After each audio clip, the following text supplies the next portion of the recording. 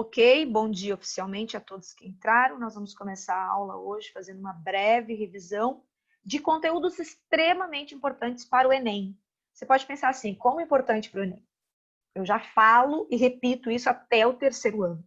Não joga fora a tua apostila de primeiro ano. Não joga fora. Por quê, professora? Porque ela tem todo o conteúdo exigido pelo Enem. Tá? E nos outros não tem? Tem, só que os outros é a gramática contextualizada que você vai usar na hora de você responder um texto, na hora de você fazer uma redação. Mas no momento que você está estudando para o Enem, a apostila 1 não, né? Do primeiro ano, as apostilas são fundamentais. Vou compartilhar minha tela. Deixa eu otimizar aqui. E aí você vai observar que hoje a nossa aula vai ser uma retomada de muitas coisas que nós já falamos. E aí você vai começar a perceber assim, essa parte eu entendi, essa parte eu não entendi. Vamos ver então? Primeira coisa que nós vamos trabalhar é a questão da intertextualidade. O que é a intertextualidade? Quando a gente olha essa imagem aqui, tá bom? A Turma da Mônica. Ela é uma capa de um disco de um grupo famoso. Alguém libera o microfone e me diz quem é. Os Beatles. Ah, muito bem. Quem falou essa belezinha? A Victoria. Ah, muito bem, gente. Isso é uma intertextualidade. Veja, eu peguei um grupo famoso que fez um disco que virou, assim, febre internacional, tá? Veja que nós somos brasileiros, mas eles não eram brasileiros. Mas eles chegam no momento, assim, do início do rock and roll, né? Época da minha mãe, ó, década de 50, 60, e eles surgem. E Maurício de Souza, quem aqui não brincou com Mônica? Ou quem aqui não viu desenhos da Mônica? Eu vou dizer para vocês que eu tenho 42 anos. E eu, na minha infância, via desenhos da Turma da Mônica, li gibi da Turma da Mônica. Vocês estão lendo. Então, veja que é um texto que perpassa gerações, tá? Outra coisa, ele comunica para você que não nasceu na década de 60, não nasceu na década de 70, não nasceu no fim da década de 70, como eu, nasci em 78, que isso aqui é muito atual ainda. Ele faz uma... O que é inter? Inter quer dizer relação, tá? Então, é uma relação entre textos. Essa imagem te comunica algo e ainda não perde as características da Magali Comilona, da Mônica, né, que é a mais brava, por isso a que está em primeiro plano, talvez o líder da banda, né? Então, nós temos todos esses elementos aqui que fazem uma relação de uma turma unida por muito tempo, comunicando alguma coisa. No caso dos Beatles, uma música. No caso da Turma da Mônica, histórias infantis. Mas relacionam, né? Isso chama um texto para dentro do outro. Isso é intertextualidade, tá? Quando um texto dentro de outro texto vai comunicando, por vezes, um novo conceito, mas vindo primeiro de um original, de um já existente. O que é a paródia? A paródia é um outro tipo de intertextualidade. A paródia é o quê? Uma intertextualidade implícita, tá? Que é quando há uma mudança de um texto conhecido com um propósito cômico, podendo também ser uma mudança irônica ou satírica. Abre o microfone aí e alguém me diz quem é ou o que é essa primeira imagem. Mona Lisa. Hã? Mona Lisa, alguém falou aí. Eu sou a Sara. Ah, tá bom. É a Mona Lisa. Quem fez esse quadro, gente, muito, muito, muito antigo. 1700, talvez? Não sou muito bom em arte, tá? Leonardo da Vinci. Ele desenha, tem muita história por detrás disso, né? Diz que era o autorretrato dele, depois diz que era uma pessoa que ele amou, enfim, né? Muita história por detrás dessa mulher. E aí, o que é a paródia? A paródia é eu pegar um elemento que tem uma história, que tem um conceito já construído, e eu transformo isso em algo satírico, irônico. Olha só, que horror, né? Mas é para brincar com o conceito original. Isso é a paródia. Isso é aqueles programas de humor que a gente assiste na TV. Quando você vê que determinado personagem não é debochando, é ironizando, deixando algo risonho sobre uma situação política, econômica, ou até mesmo do dia a dia. Quantos filmes brasileiros, né, que a gente não olha e a gente não vê esse humor, né, essa ironia diante de tantos conceitos. Essa semana a gente estava vendo aquele filme brasileiro, Tô Rica, e a gente ria muito, por quê? Porque são situações do dia a dia que no filme eles acabam mudando o conceito, ou seja, ironizando algumas coisas, né, da vida cotidiana, satirizando situações tão assim comuns, como por exemplo ir na academia e algumas pessoas fazerem alguns tipos de exercícios. Então, isso é a paródia, é você relembrar uma situação já existente e você ir fazendo o quê? Uma mudança irônica ou satírica, cômica, tá bom? Isso a gente tem até em histórias em quadrinhos, né? Outro elemento que a gente acabou estudando, a questão do fonema. O fonema nada mais é do que você pegar uma palavra e entender minimamente cada som que compõe essa palavra. Então, esse fon aqui tem a ver com o som, tá? Produzido por cada letra na significação que ele dá ao total da palavra. Então, nós vamos ver aqui, por exemplo, na língua portuguesa, o H, ele não tem nenhum fonema, ele não tem nenhum som. Algumas gramáticas vão chamar ele, esse aqui era para ser um zero, tá, gente? Morfema zero, tá? Sou péssima e não sou muito boa. Morfema zero, ok? Ele não tem nenhum som. Já o homem, veja que eu tenho o som do O. Então, eu tenho um som aqui, O.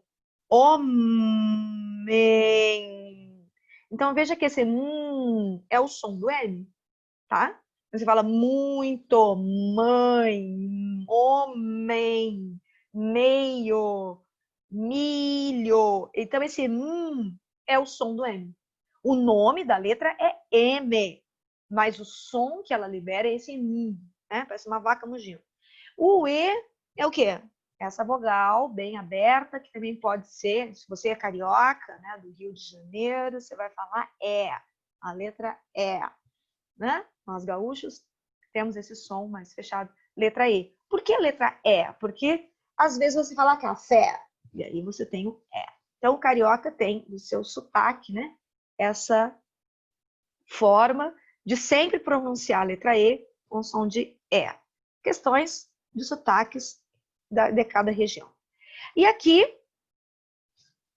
o M novamente. Então, veja, eu tenho uma palavra com 1, 2, 3, 4, 5 letras, apenas 4 fonemas. Eu sinto o som do O, do M, do E, do M de novo. Sutilmente esse M, né? Homem. Ai, Sora, mas eu nem separo a sílaba assim. Mas aqui não tá, a gente não está se importando com separação de sílaba. A gente está se importando aqui com a questão do som que as letras representam na formação dessa palavra, tá? E o H não tem som, mas é uma letra. E ele é assim definido na língua portuguesa. O H, quando início de frase, não possui som. Ele ainda, né, vai criar um certo som quando for um dígrafo, quando ele se juntar. Então, o que é fonologia? Fonologia é quando nós falamos de fonemas, é quando nós trabalhamos o som que cada letra representa na formação de uma palavra, tá bom? Exemplo, chave. Você tem 1, 2, 3, 4, 5 letras, no entanto, você tem só 4 fonemas, porque nós temos um dígrafo aqui, que o dígrafo são quando temos 2 letras que representam apenas um som. E tem o som do X, chave, não é? Né? Não tem esse kkk, né? Então eu tenho aqui um som de X, esse CH. Chave. V. Veja que tem o som do V suave, tem. V, tá? Isso é fonologia. E aí nós tínhamos os dígrafos, tá? Calha, banha. Veja, duas letras que juntas representam apenas um som. Por quê? Porque o H ele vai ganhar um determinado som por causa desse N aqui, por causa desse L, tá? Queixo. Veja que eu tenho o som do K aqui. Guitarra. Você não tem o som do U. Sabe que a minha filha está no segundo ano do ensino fundamental? Segunda, seria aquela segunda série, tá? E eles estão estudando exatamente isso agora. Então, na formação de uma criança, na alfabetização, eles acabam estudando esses dígrafos. Você estudou isso como criança. Só que, claro, a professora não chama isso de dígrafo, que palavra enorme, difícil, né? Mas fala dos sons das letras. Isso é fonética, tá? Amarrar. Veja que é um som do R dobrado, né? Que é forte. Duas letras que representam um som forte. SS, SC, SC cedilha e S, também aqui, todos eles, onde eu tenho duas letras aqui, que representam o som de um Szinho. E aí tem os dígrafos que são mais nasais. Tampa, manta. Onde você vai ver isso? A vibração no teu nariz, esse som que vai acabar ecoando, tá? Na sua parte frontal aqui, da sua cara, do seu rosto. Lento, minto, sinto, bomba, conta, algum, presunto, tá? Então, esses são os dígrafos nasais e aqui os consonantais. Outra parte que a gente acaba vendo, então, nessa questão da fonética é a questão do acento, tá? O acento não é um enfeite na língua portuguesa. Um acento, ele vem para mudar a posição da sílaba tônica e mudando a sílaba tônica, a gente acaba, por vezes, alterando o quê? O sentido da palavra. Vamos ver ali. Não contém o fim do livro. Verbo contar. Mas eu posso dizer assim, ó, esse alimento não contém glúten. E o verbo é conter. Então, veja, um acento, ele muda toda a palavra. Muda esteticamente, tá? Ó, mas também muda o seu significado. Então, quando nós estudamos fonética, é para dizer o seguinte, às vezes nós estamos falando uma palavra que ela é escrita com as mesmas letras, mas a posição da sílaba tônica vai pedir muitas vezes um acento para marcar para nós essa ideia. Não contém e não contém. Vejam a sílaba tônica alterando aqui a sua significação. Então, por que esse verbo foi acentuado? Porque a posição da sílaba tônica recaiu nessa primeira, de trás para frente, que nós chamamos de oxítonas. Essa sílaba ela é acentuada. Veja, qualquer uma pode ser oxítona, certo? Café, coração, caju. Mas ela só receberá uma acentuação se ela terminar em vogais A, E e O, né? Ou M ou NS, no caso de parabéns, também, tá? As paroxítonas, quando a sílaba tônica é a penúltima. Então, cadeira, régua, táxi, se conta de trás para frente, tá bom? E nessa posição ali, você vai acabar acentuando, e aí você pode, se você quiser, lá, né? Ai, tô na dúvida, professor, onde é que a senhora tá vendo esse negócio aí que eu não vi na minha apostila? Tá no módulo 4, tá, gente? É um módulo pequenininho, recheado de conteúdo, que loucura, tá? E lá vai dizer assim, página 50, bem lá no finzinho, quase no rodapé, paroxítonas terminadas em ditongo crescente, como sério, régua, tá? Olha ali, ditongo crescente. Terminados em ão, no caso de órfão. Terminado em i, olha aqui, táxi. Terminado em x, como fênix. Em L, como responsável. Em como álbum, tá? Essas palavras, elas vão receber uma acentuação. Se elas não terminam com nenhum desses elementos, como cadeira, termina em A. Tem regra para A, se ela é paroxítona, então ela nem leva acento. Proparoxítonas, essa é uma bênção. Todas são acentuadas. Se recair a sílaba tônica na terceira posição. Então, ônibus. Ônibus. Aí tem que saber separar a sílaba, né? E reconhecer qual é a mais forte. Caiu na terceira posição, ela recebe um acento, independente do que ela termina, do que ela começa, do que ela tem no meio, se ela tem, entendeu? Recaiu ali, tem um acento. É quase basicamente a mesma coisa que na língua espanhola.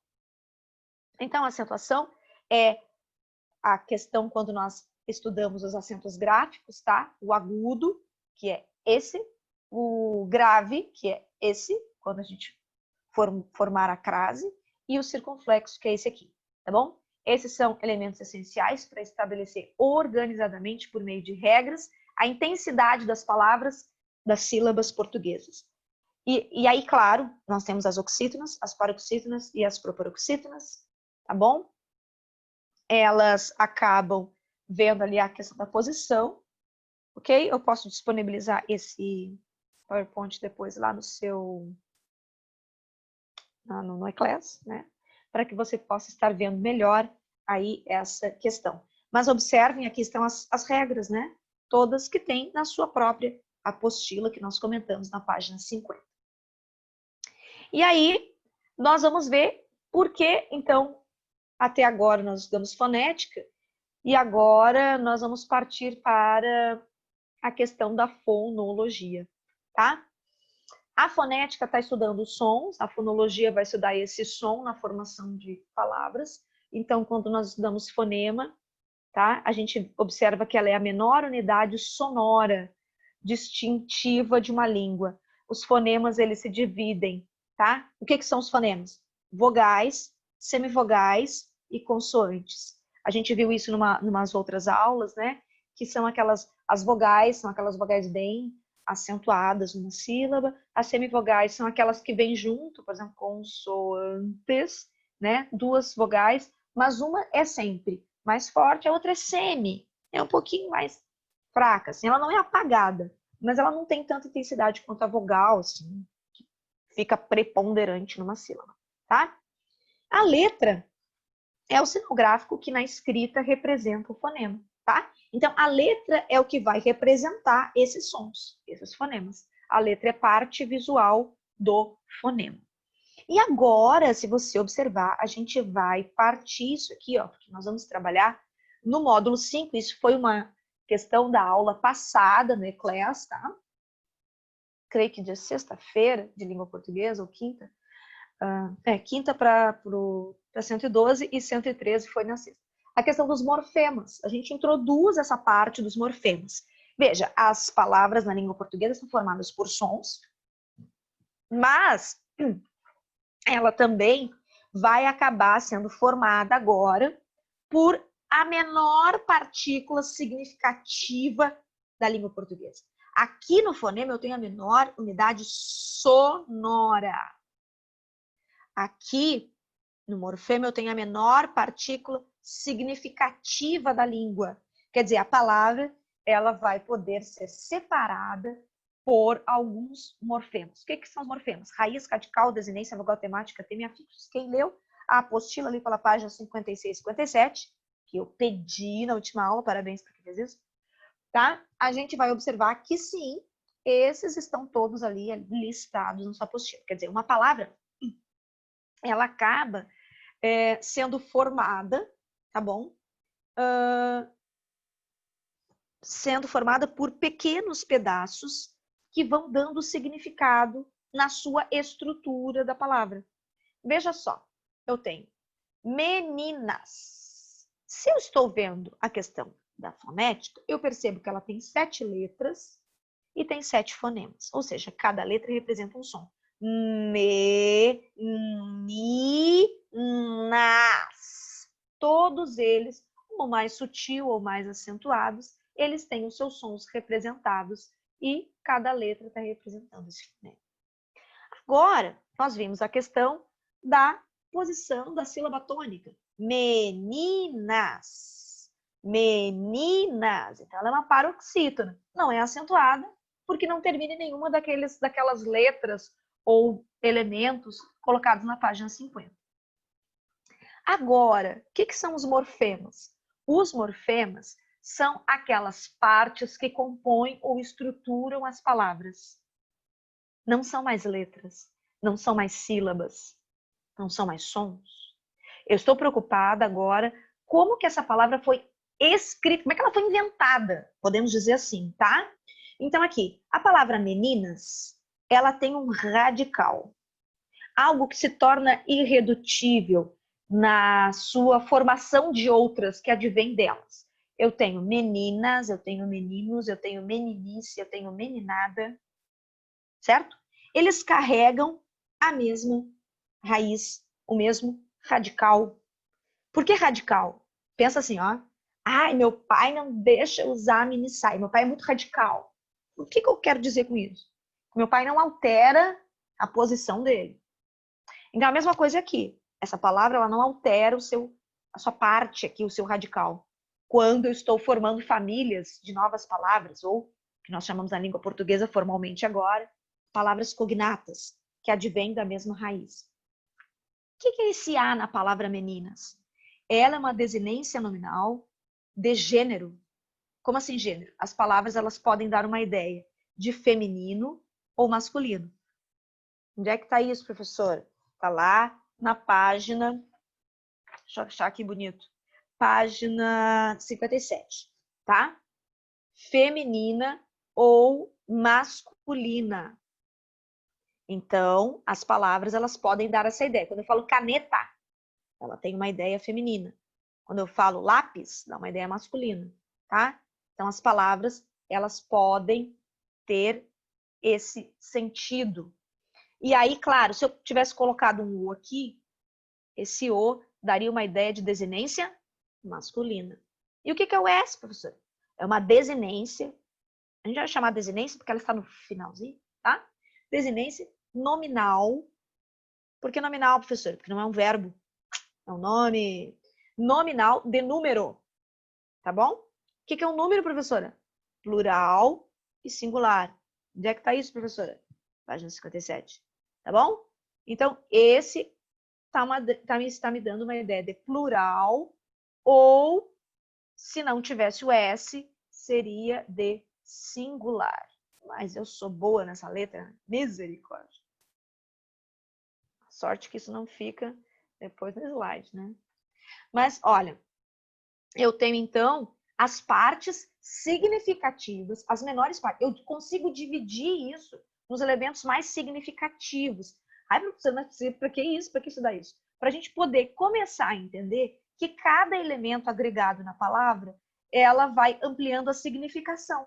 Se eu digo menina, é só uma. Se eu digo meninas, é mais de uma. Se eu digo menino, é um guri. Entendem? Então, essas são as partes significativas.